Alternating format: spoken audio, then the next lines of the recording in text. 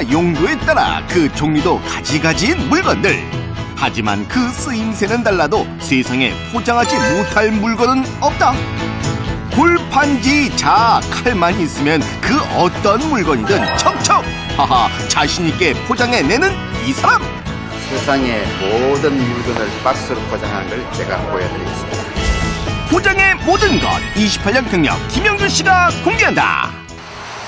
포장 지식인 김영주 씨가 일하고 있는 서울의 한 우체국 포장센터.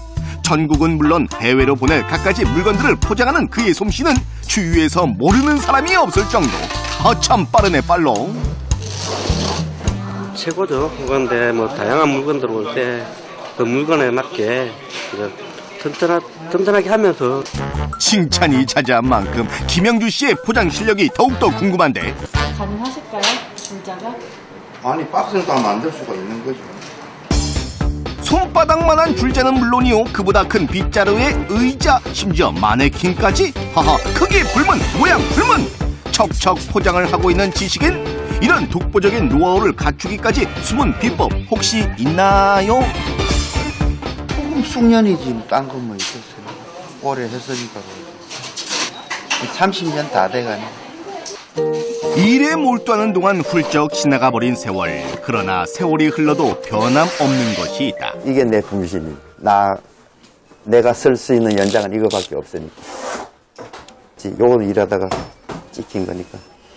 많아요. 칼질 전문하다가 찍히는 거. 셀 수 없이 손을 다치는 동안 노하우를 얻게 됐던 김영주 씨. 지금부터 공개한다. 포장할 때 유용한 커터칼 사용법. 먼저 골판지를 자를 땐 미리 금을 그어놔야 잘 잘라지는데, 이때 칼날 대신 칼 몸체를 비스듬히 세워 금을 긋는다. 그런 다음 그어놓은 금을 따라 칼날을 비스듬히 세워 자르면 자로 잰 듯 똑바로 자를 수 있단다. 하지만 칼날을 비스듬히 하지 않고 똑바로 세우면 비뚤어지기 쉬우니 주의하세요.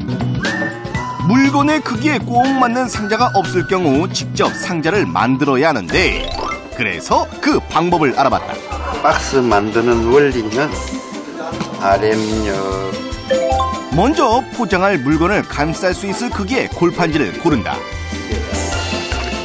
다음엔 가로폭의 치수를 재 골판지에 표시를 하고, 다시 두께의 치수를 재 금을 그어 표시한다.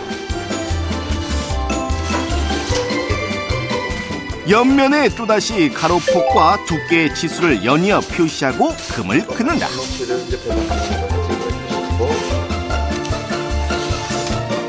그 다음 포장할 물건에 세로 길이를 잰 뒤 앞서 표시했던 면까지 길게 금을 긋는다.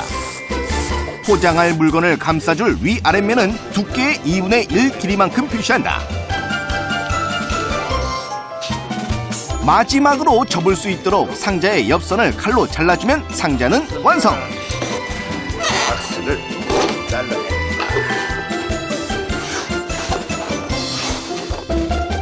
조금 복잡하다 싶으시다면 이 전개도만 기억하시라. 전개도만 알아두면 그 어떤 상자라도 만들 수 있으니까 꼭 참고하세요. 포장 노하우 이게 다가 아니란다.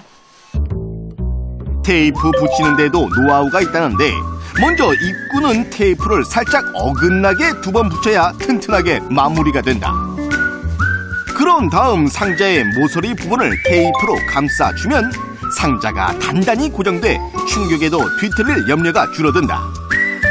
게다가 붙인 테이프의 윗면을 쓱쓱 문지르면 추운 날씨에도 들뜨기 쉬운 테이프도 잘 붙여진다니, 이 역시 기억해 두세요. 그렇다면 상자를 만드는 골판지는 어디서 구할 수 있을까? 방산시장에 가면 구매할 수 있어요. 보통 상자를 만들 땐 싱글 골판지를, 무거운 물건을 담을 땐 두꺼운 더블 골판지를 고르는 것도 노하우. 그런데 골판지를 사기 어려울 땐 어떻게 하냐고요? 걱정 마시라. 헌 상자만 있으면 고민 끝. 상자가 포장할 물건과 크기가 맞지 않아도 꼭 맞게 만드는 노하우가 있다는데, 그래서 만들어봤다. 먼저 포장할 물건을 상자에 대고 가로 길이와 세로 길이를 상자에 표시한다. 그러면 가운데 남는 부분이 생기는데 이 부분을 칼로 잘라낸다. 상자의 뒷면 역시 앞면과 똑같은 방법으로 가로, 세로 길이를 표시한 뒤 가운데에 남는 부분을 잘라낸다. 박스를 놓고 그 양쪽 면에다가 물건을 대서 가에서부터 들어와서 가운데 부분을 잘라내야 되는 게, 그래야 한 번만 자르면 되고. 보다 깔끔한 포장을 원한다면 상품 로고가 없는 안쪽 면을 바깥면으로 사용하는 것도 방법. 그런 다음 상자를 접으면 감쪽같이 포장할 물건에 꼭 맞는 상자로 바뀐단다. 만약 상자가 포장할 물건의 높이보다 클 경우 남는 높이만큼 상자의 모서리 부분을 잘라주고 쉽게 접을 수 있도록 금을 그어준다. 금을 그은 대로 상자를 접고 테이프로 입구를 봉해주면 다 포장 끝! 새로 만든 것처럼 꼭 맞는 포장 상자가 완성됐다.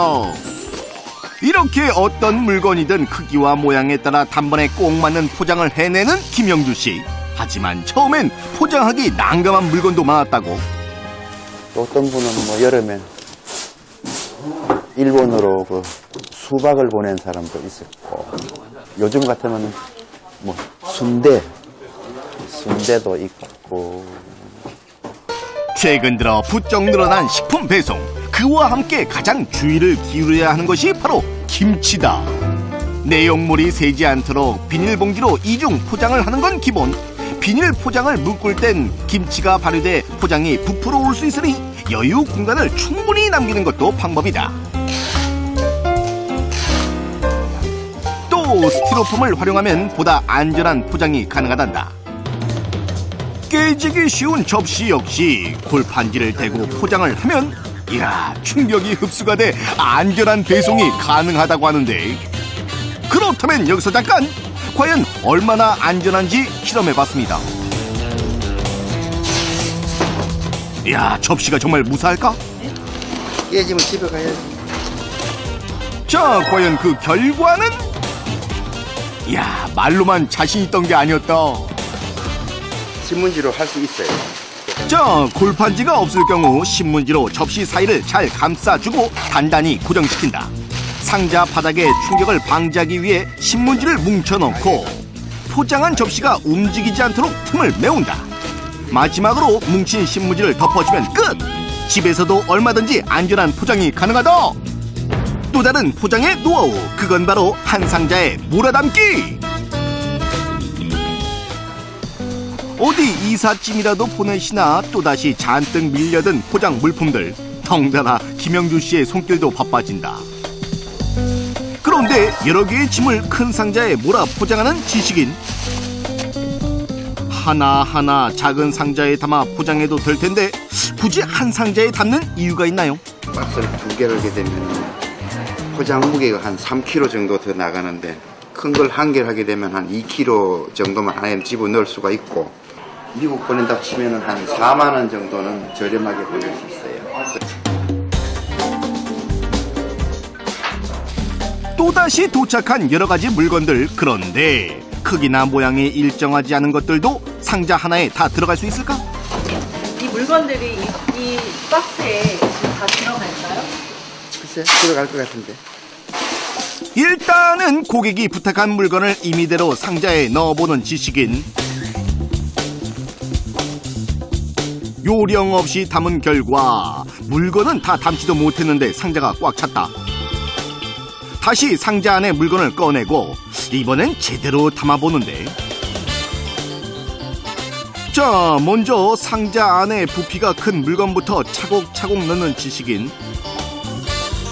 그런 다음 남는 공간에 작은 물건을 채워 넣으니 아까와 달리 그 많던 물건들이 감쪽같이 다 들어갔다.